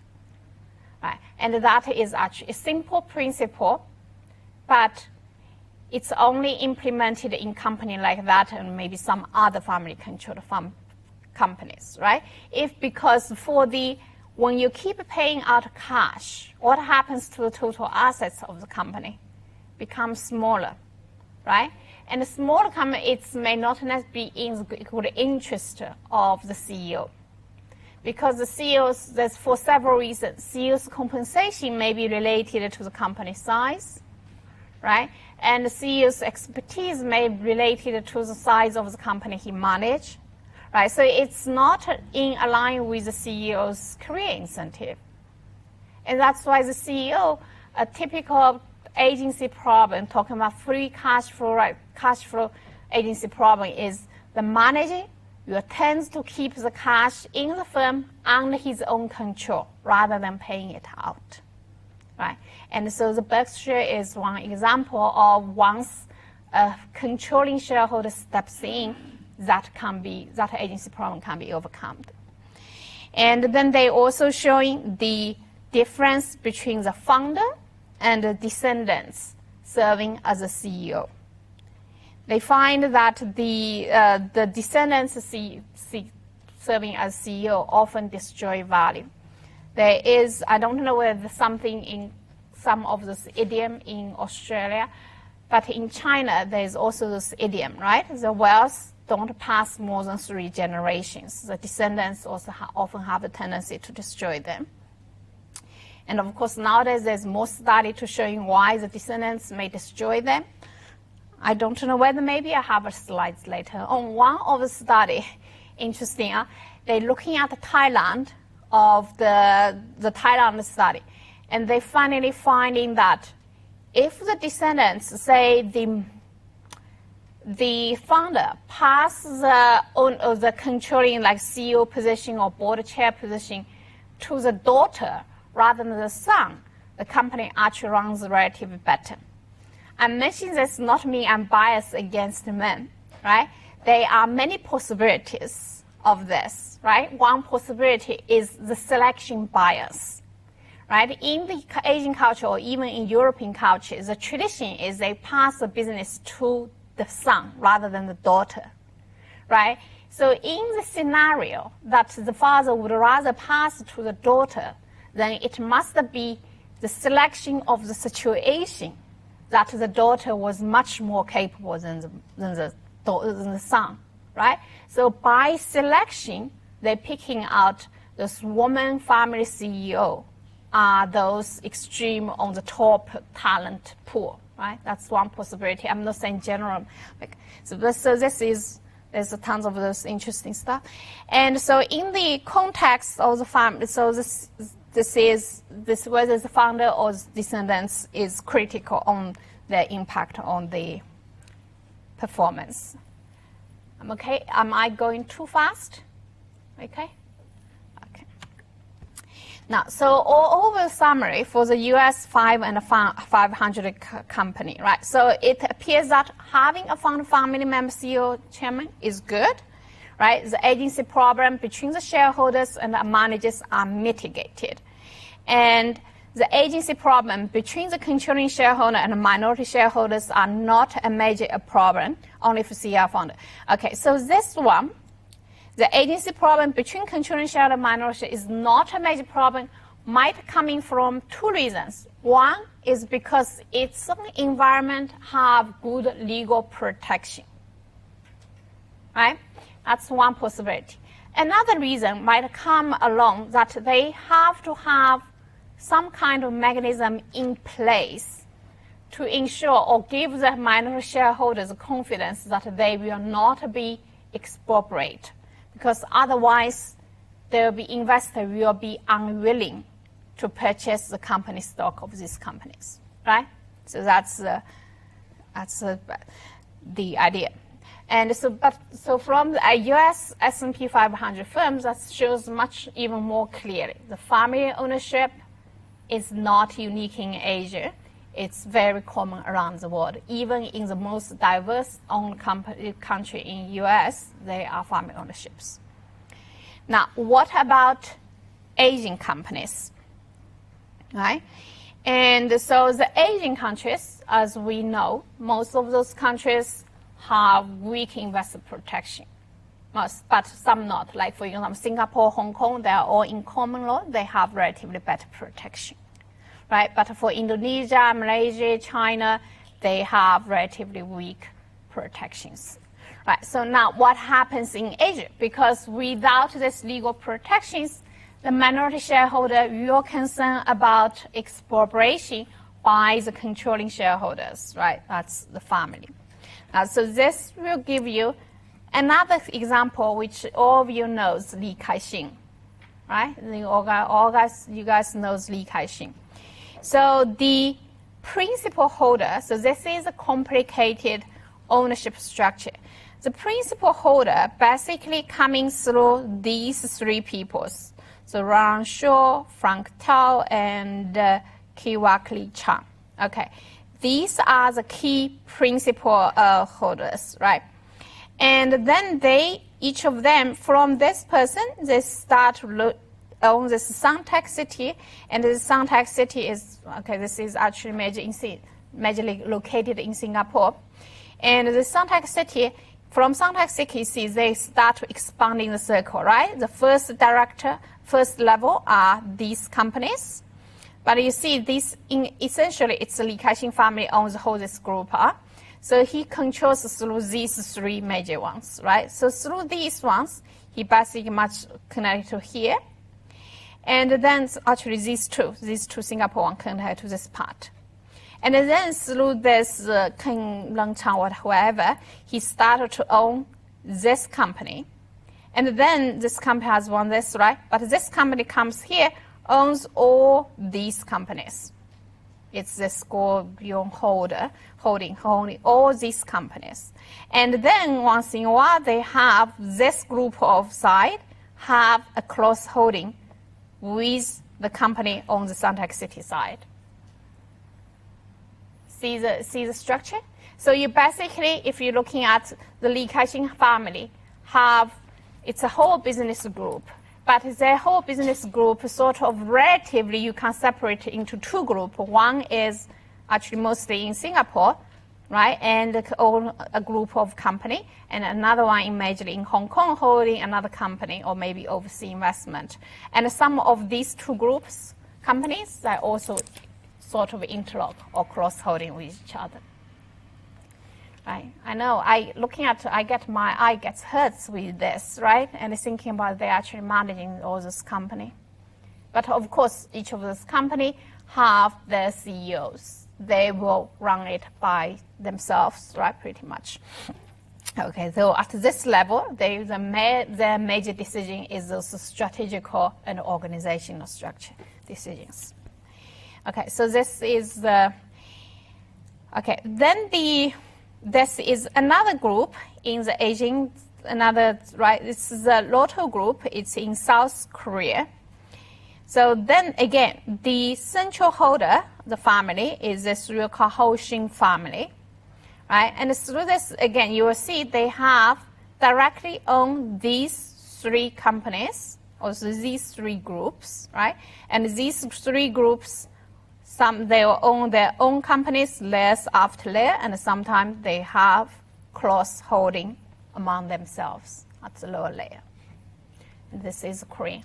So that's why the Asian family business group family ownership often involves actually become a business group because they have the cross-holding, right? Now, how concentrated in Asia?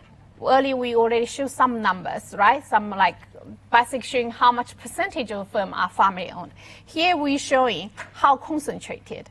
How concentrated basically means how much ownership the family owns in that company or in that group or the top ones, right? So this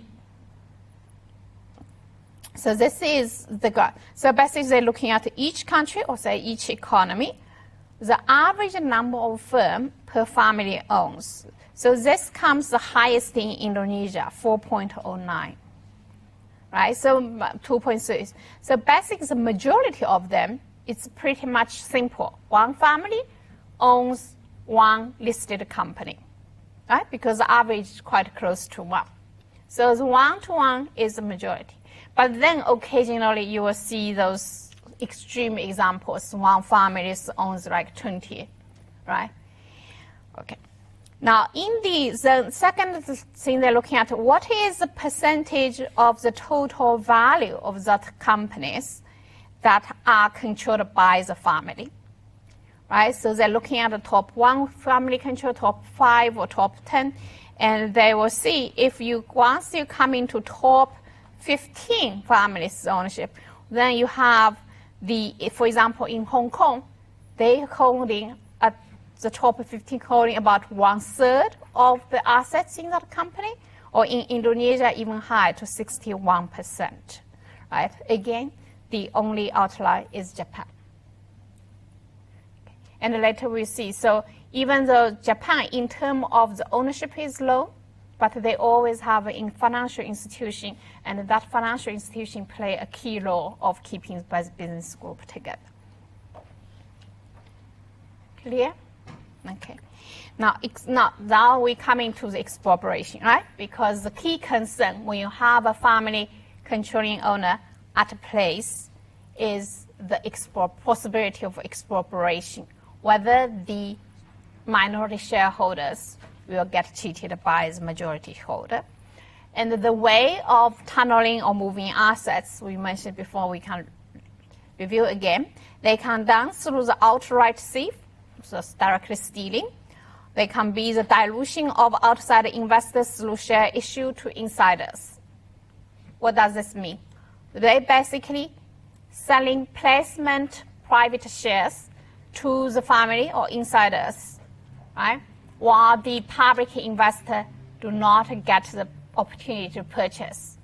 And as a result, the total number of outstanding shares increase, and the increase goes to only the family group, right?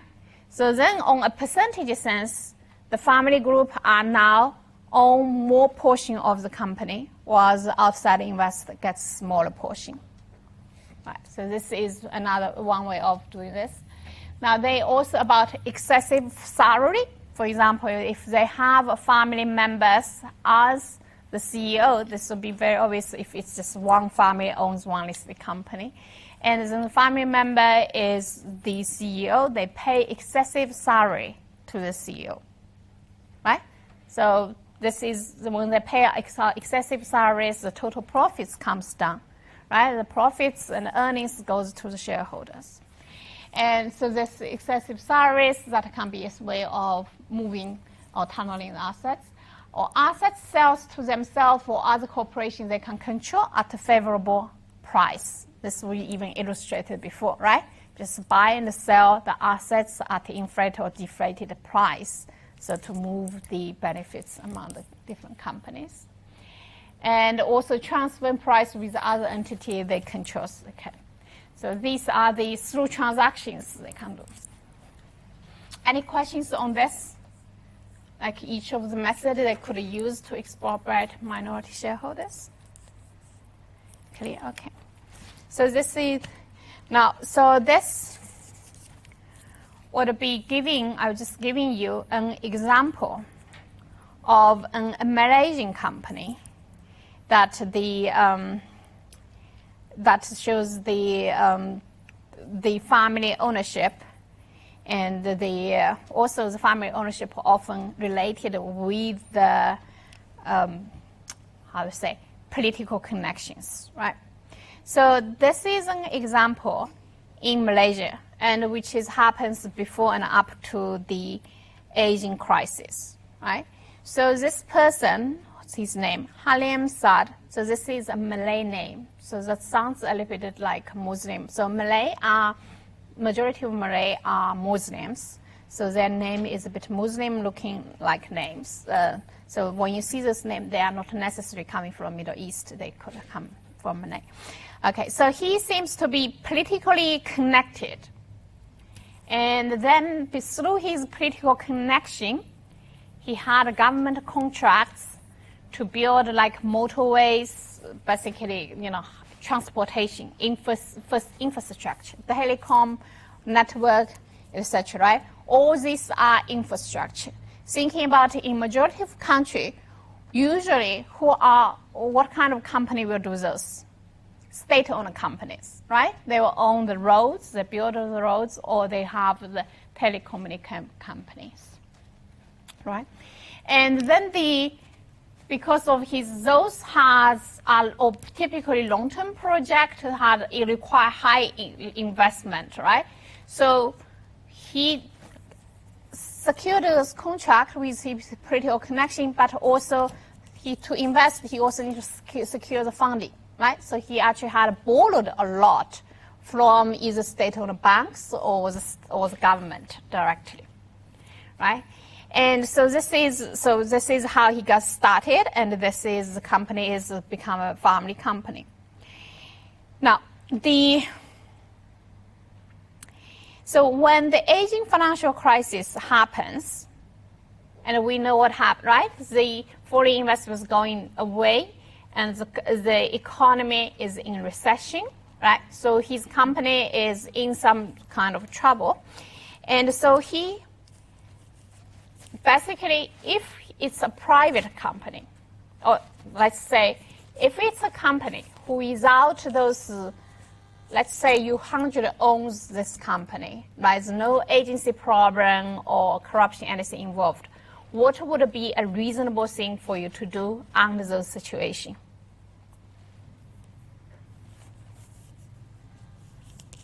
You're probably going to restructure your company, right? Sell some assets, shrink. So probably to try to survive, but with a more core assets, right? So just make the empire smaller so you can survive. That will be a reasonable action to do. But in this case, in his case, right, he actually what he actually does is he does not want to shrink his empire. So he sort of keep the information from the minority shareholders, right? And so in this case, what happens if the company was, having so much debt and the country run goes bankruptcy? What happens to the shareholders on the market? Zero return, right? They would lose everything.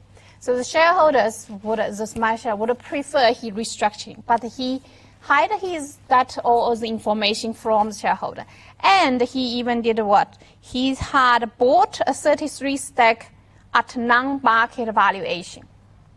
Right? So basically he is now owns more of the company, but at a very cheap price, so that he has a controlling. Right? And then he is, that's another company he uses. He basically uses a company of this United Engineering to make the purchase, right? And this is like this company, even he gets the low price compared to market value, but he is still, it's those troubled shares, right? That might end up with zero value in the future. So in this case, the minority shareholders in this UEM company are also getting cheated. So this is the basic story. He does not trying to shrink to survive, doing as what in the best interest of all shareholders, but he's just doing it in the best interest of himself. Right? He wants to keep the control of the company. He runs the company at the bankruptcy risk. Okay. And then this is one example. And another example we show here is the Samsung Electronics. Right. This is Li Kun, his example in May 2012. So it's lawsuits, it's actually 3 lawsuits claiming that the transaction he did is costing the shareholders about $1 million worth of assets, right? And how this is done is, so at the starting point, the Samsung Electronics chairman Li Kun, he owns 20.76% of the Samsung Life. It's an insurance company. Remember, in Japan and even also in some of the Korean company, the financial institution is actually sit at the center of the heart of this business group, right? And so he is basically the controlling owner of the Samsung Group. So in 1998, so Evergrande and so that's another company he owns, and he acquired a majority of Samsung Life shares. They now own from this founder, right? At this price, 9,000 won each, at much cheaper price than prevailing market price of 700,000. Now, if he buys this from his own pocket of money, that's already a cheating, right? Because he's supposed to buy those share price at market price. So he's buying this company at lower price. And then he's doing it with another business group, another company in the group, right? So in this process, it's the minority shareholder of the Samsung Life is losing, right? And so this incurred lawsuits. Okay.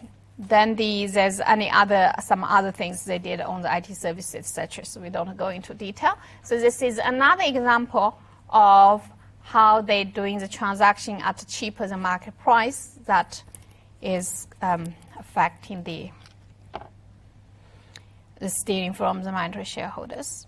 Right. And then there's a list of the examples that are all like in Thailand, etc. Majority of them are around the Asian financial crisis time.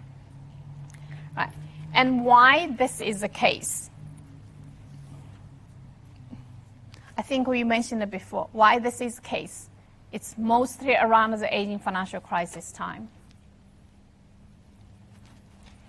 Now, thinking in the normal time, the business grows, the family develop all those companies, right? It's all part of that business group. He has strategic purpose to have all these companies in place, right? Then he has the incentive to make sure each company is running very well. But in the financial crisis time, what happens? He does not have the capacity to have the whole empire running, right? So he needs to save the core business. And that's where he starts to maneuver the assets, right? To tunneling the assets from some company to some other company. And usually he will try to save the company that is most important to him, and he typically owns the more ownership in this case. Right? In this particular situation, if we're using Samsung case, most likely we didn't say, but most likely this Evron company is much more key to him. And in this case, in this EUM company is probably more key to him. So that's why they are acquiring assets at cheaper price. Right? And so that's why so as they documented, right, so during Asian financial crisis, there's a lot of those related illegal party transactions going on. And also, it's most likely in those situations, the company who are being stolen or tunneled out are likely to go into bankruptcy. The shareholders, the small minority shareholder will lose a lot, right? That will give them to initiate the class action lawsuits. But as a result, because the big business group are able to do this, their part of the family groups have high likelihood to survive the financial crisis as well, because they can sacrifice some of the company and save some of it, right? And as a result of this business group of tunneling or to reshuffle the assets, the company might die, and you have 100% failure, while in their case, if they choose half to survive, you have 50% of survival rate. Okay, so this is actually the summary of the study using actual data. Financial crisis provides excellent opportunity to investigate the shareholder expropriation, and they're using about 800 firms in the East Asian companies.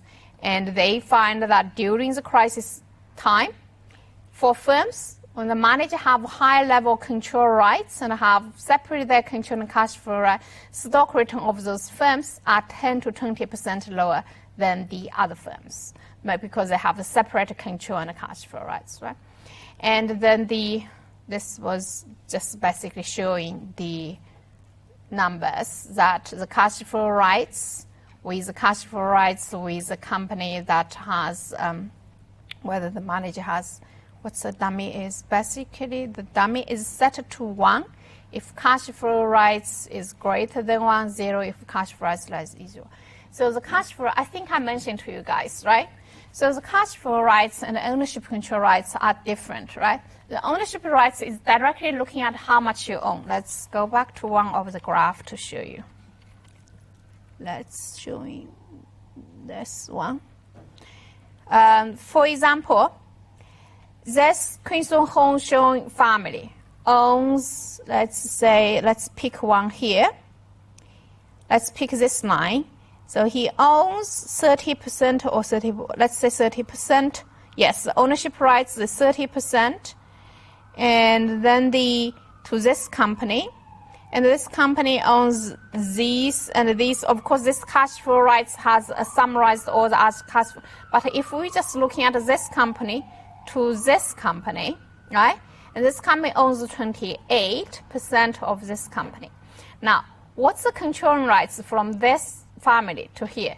It's still 28, right? It's the controlling rights, his voting rights. But what is the cash flow rights? The cash flow rights would be each $1 distributed by this company, 28 goes to this one, right? And then 30% of them goes to here. So you're going to have a subtraction here, right? And for the family, he cares most is his cash flow rights, right? Because the company survives in the high cash flow rights means he has more to come out, right? So that's why he has looking. That's why the difference having looking at whether they have high cash flow rights or low cash flow rights, right? Okay, this is the difference. Do I have anything? I think this is actually a good time to stop because next we're going to talk about dividend and this other things, right? So up to here. Okay, any questions? Any questions? No? We're all good? Okay, then let's just stop here. Then we will continue next class.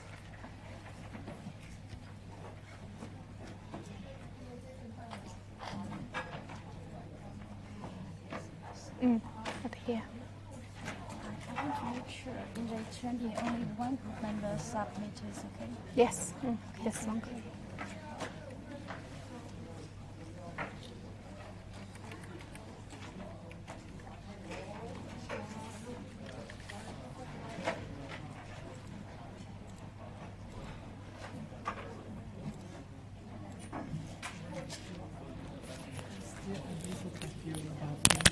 Why the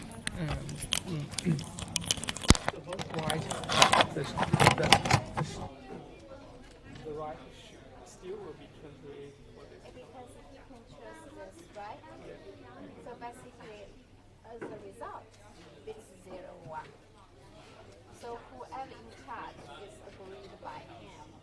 So this person in charge will have 28% say this, right? And this person is already approved this. He represents his interest, so he's the controlling student. Oh, so it's Right?